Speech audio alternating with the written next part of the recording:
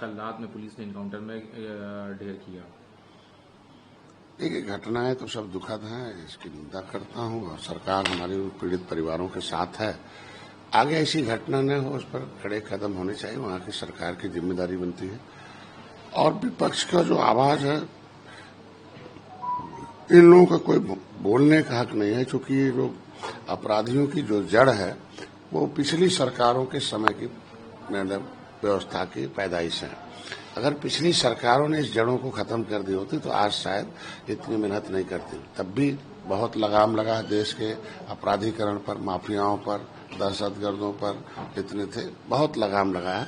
हमको लगता है कि जीरो टॉलरेंस की नीति पर वहाँ की सरकार काम करेगी और जल्द अपराधी पकड़े जाएंगे, उनके खिलाफ कार्रवाई होगी। असदुद्दीन ओवैसी ने किरण रिजिजू पे विरोध मंत्री हैं और उनको जो कर रहे हैं उसकी वजह से अल्पसंख्यकों को बराबर का अधिकार नहीं मिल रहा है। भारत में मुसलमानों की स्थिति बंधकों जैसी है, आम नागरिकों की तरह नहीं है।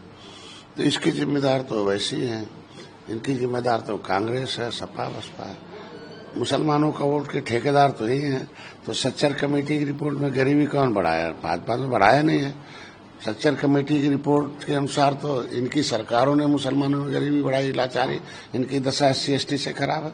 अरे अब मकान ये गरीबी बढ़ा रहे हैं, मकान हम दे रहे हैं, इलाज हम कर रहे हैं, उनको जो है अनाज हम दे रहे हैं। ये गरीबी बढ़ाएं और हम उनकी सेवा करें, हैं?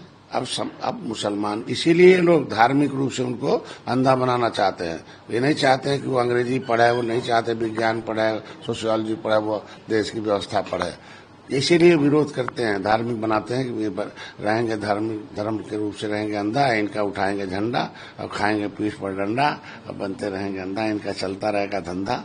इसीलिए हमारी सरकार चाहती है कि मुसलमान भी पढ़े और वो भी आगे बढ़े और वो भी भारत के संविधान के मुताबिक सम्मानपूर्वक जिए।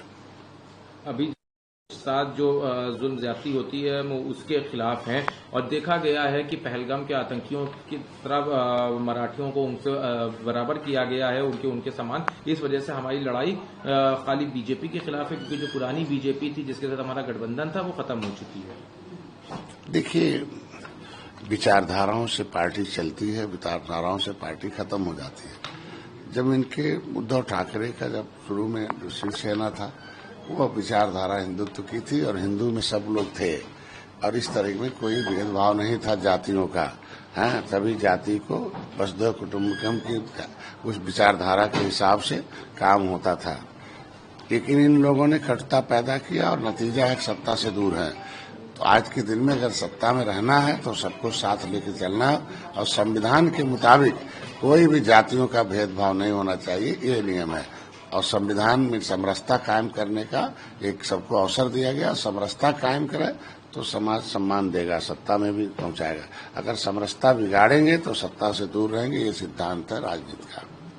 लेकिन आप तो ये कह रहे हैं कि सांसद निशिकांत दुबे कहते हैं पटक पटक के मारेंगे अगर कोई इस तरह की घटना करेगा और अगर यहाँ आएंगे। क्यों उद्धव ठाकरे, राज ठाकरे तमिल बोलने वाले या तेलुगु बोलने वाले, उर्दू बोलने वालों पे वहां पे क्यों नहीं कुछ होता? सिर्फ हिंदी भाषियों को क्यों टारगेट किया जाता है महाराष्ट्र में? इसके लिए जहाँ मोदी और योगी अमित शाह जी हैं, जहाँ मोदी जी और अमित शाह जी जिस चीज के लिए चिंता कर रहे हों, जिसकी व्यवस्था में लगे हों, उसमें हम लोगों को उस पर कोई टिप्पणी नहीं करनी चाहिए। जिनका आप नाम ले रहे हैं ना, इन्हीं लोगों की बोली भाषा की वजह से, कुछ लोगों की वजह से, जो इलेक्शन था 2024 में, तो 2-4 नेताओं के बोलने के कारण ही विपक्ष को अवसर मिला और 43 सीट उत्तर प्रदेश से हार गए। तो ऐसे लोगों को आवाजों पर जनता ध्यान नहीं दे रही धीरे धीरे, और भाजपा को लगाम लगाना चाहिए कि वो उसमें प्रवक्ता के अलावा किसी को बोलने का हक नहीं, और जो बोले उसे दंड मिलना चाहिए, क्योंकि उससे क्या होता, नुकसान हो जाता। भाजपा में प्रवक्ता बोले तो हम जीत गए देश, और उनके नेता बोले तो देखो 43 सीट उत्तर प्रदेश में हार गए। तो ऐसे में भाजपा को थोड़ा सा इस पर विचार करना चाहिए कि किसको बोलना है, किसको नहीं बोलना।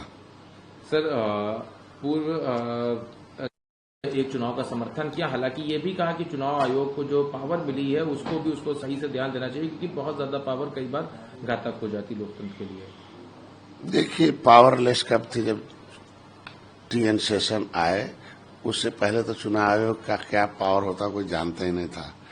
TN शेषन आए, उन्होंने पावर दिया, नहीं तो सारा पावर कांग्रेस के पास कैद था। चुनाव आयोग स्वतंत्र तब हुआ जब TN शेषन आए तब। या फिर हम लोगों ने हमारी सरकार में स्वतंत्रतापूर्वक काम कर रही है।